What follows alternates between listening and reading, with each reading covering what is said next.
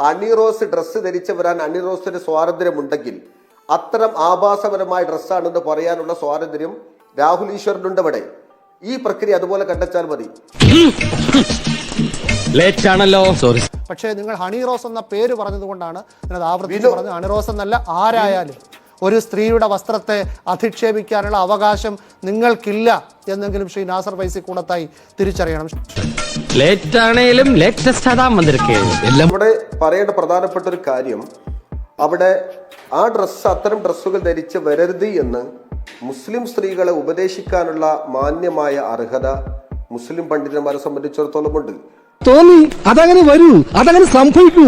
ഈ ലോകത്തിനൊരു പോക്കേ.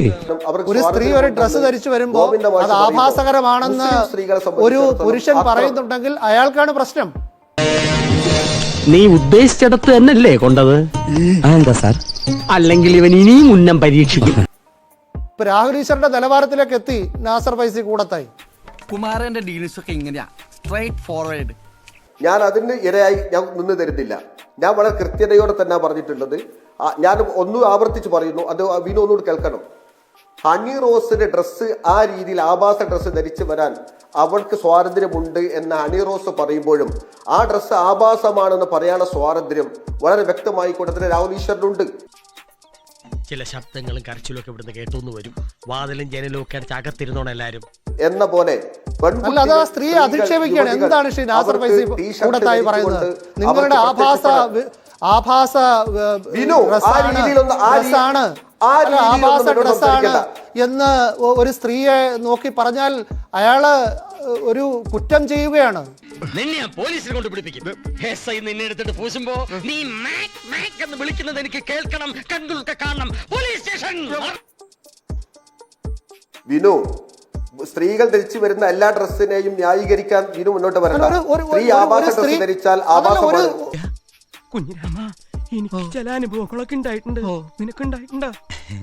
ലേഡീസ് ആയിട്ടുള്ള പുരുഷൻ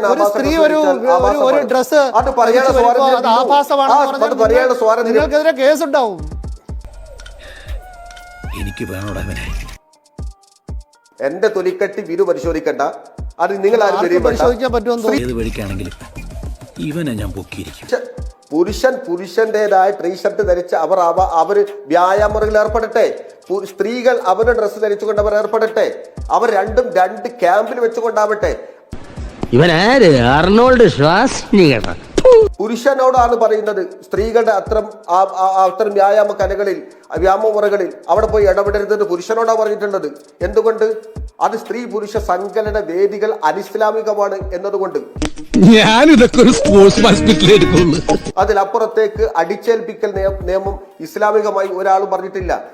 വിനുവിൻ്റെതായ രീതിയിൽ വിനുവിന് ഡ്രസ്സ് ധരിക്കാൻ സ്വാതന്ത്ര്യമുണ്ടെങ്കിൽ ഞാൻ ചോദിക്കട്ടെ, ഇവിടുത്തെ സഹോദരന്മാർ പെൺകുട്ടികൾ അവർ ധരിക്കുന്ന ഡ്രസ്സ്, ആ ഡ്രസ്സ് അവർക്ക് സ്വാതന്ത്ര്യത്തോടുകൂടി ഉപയോഗിക്കാൻ പറ്റുമ്പോഴും അത് ധരിക്കുന്നതിൽ ആഭാസം പാടില്ല എന്ന് പെൺകുട്ടികളോട് നിർദ്ദേശിക്കാനുള്ള അവകാശം മതപണ്ഡിതന്മാർക്കില്ലേ?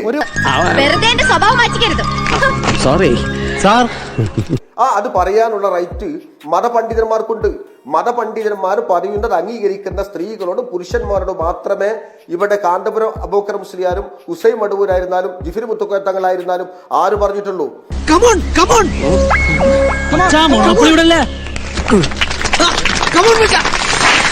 പറയാം. അതിനു മുമ്പേ നേരത്തെ ഞാൻ നടത്തിയൊരു പരാമർശത്തില് ഒരു തിരുത്ത് ഞാൻ ഈ സമയം ഉപയോഗപ്പെടുത്തുകയാണ്. ഞാൻ പറഞ്ഞ കാര്യത്തിൽ ഹണി റോസിന്റെ ഡ്രസ്സിനെ സംബന്ധിച്ച് ആഭാസകരമായ ഡ്രസ്സ് എന്ന എൻ്റെതായ ഒരു വാക്ക് വന്നതായിക്കൊണ്ട് ഞാൻ ഓർക്കുന്നുണ്ട്. അത് വിനു അപ്പം തന്നെ തിരുത്തി. ഞാൻ വിനുവിൻ്റെ ആ തിരുത്തിനെ പൂർണ്ണമായി ഉൾക്കൊള്ളുകയാണ്. ഹണി റോസിന് ഇഷ്ടമുള്ള ഡ്രസ്സ് ധരിക്കാൻ അവർക്ക് സ്വാതന്ത്ര്യമുള്ള പോലെ അത് വിമർശിക്കാനുള്ള സ്വാതന്ത്ര്യം രാഹുൽ ഈശ്വറിനുമുണ്ട് എന്നതിനെയാണ് ഞാൻ പറഞ്ഞിട്ടുള്ളത്. അതിനിടയ്ക്ക് അവർ ധരിച്ച ഡ്രസ്സ് ആഭാസമാണ് എന്ന എൻ്റെ വാക്കിൽ വന്നിട്ടുള്ള പിഴവിൽ ഞാൻ ഖേദിക്കുകയും ചെയ്യുന്നു. ഞാൻ അത് സമൂഹത്തോട് തന്നെ അത് കാര്യങ്ങൾ പറയുകയും ചെയ്യാൻ. പക്ഷെ ബോധം വരുമ്പോ പിന്നെയും കുടിക്കും, അപ്പൊ ബോധം കെടും. അങ്ങനെ ബോധം വരിക കെടുക വരിക കെടുക. ഒരു സ്ത്രീ ഒരു വേഷം ധരിച്ചു വരുമ്പോൾ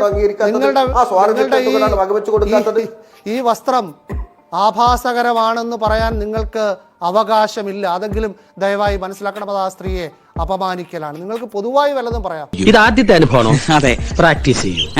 നാസർ ഫൈസി കൂടത്തായി, പല പ്രേക്ഷകരും ഈ ഇടവേളയിൽ അയച്ച സന്ദേശങ്ങളിലുള്ള ഒരു പ്രധാന ചോദ്യമാണ്, സാനിയ മിർസ ടെന്നീസ് കളിച്ചിരുന്നു. അവർ നിങ്ങൾ പറയുന്ന മതശാസനയുടെ അടിസ്ഥാനത്തിലാണെങ്കിൽ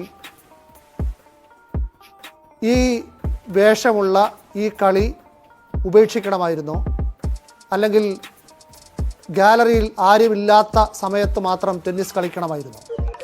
കുമാര, നമ്മുടെ പുറകിൽ കരിക്ക് സത്യണ്ട്. ഇത് നമുക്ക് ഒറ്റയ്ക്ക് താങ്ങില്ല എന്ന് തോന്നുന്നുണ്ട്. എന്തെങ്കിലും വഴി ഉണ്ടാക്കാനേ